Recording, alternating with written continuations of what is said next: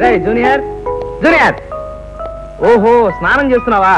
బాగా ఇసుకేస్తాం వెధవా, ఒళ్ళు ఇడ్డెల పాత్రలా ఉంది. అమ్మో ఇన్ని పదార్థాలే, ఇదేమిటి చెప్పమా? అమ్మో ఉప్మా బాగుంది, జీడిపప్పు గిడిపప్పు వేసి వెధవ బాగా దట్టించాడు. కాఫీ వాసన వస్తుంది ఎక్కడా? జనరల్ గా వీడు కాఫీ చేస్తే కిరసనాలు కంపు కొట్టాలి, మరి కాఫీ వాసన వస్తుంది ఏమిటి? ఈవేళ మన అదృష్టం బాగుండుంటుంది. అవును రే, సీతామహాలక్ష్మి తల్లి వచ్చిందే, పంపించేసావా? మాట్లాడవేరా, స్నానం చేస్తున్నావా లేకపోతే తపస్సు చేస్తున్నావా? వేదవా మీరా? మీరు? నేనే విజయనగరం పీతను.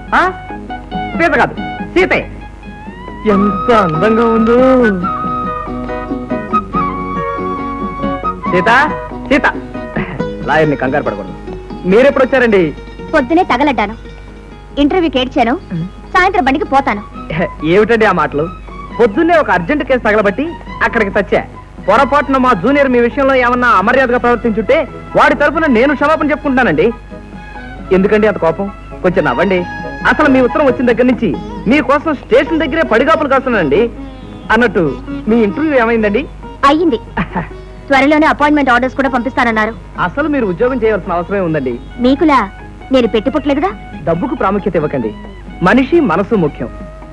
నాకోకే. ఏమన్నారు? ఊరికే మాట వరుస కన్నానండి. ఇంకో 4 రోజులు ఇక్కడ ఉండకూడదా సీత గారు? మీకు ఈ ఊరంతా తిప్పి చూపిస్తానండి. ఇక్కడే ఉద్యోగం చేరబోతున్నానుగా, అప్పుడు చూపుతారు కానీ.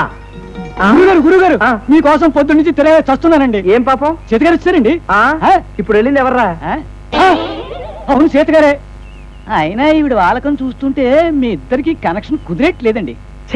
అపశకున పక్షి.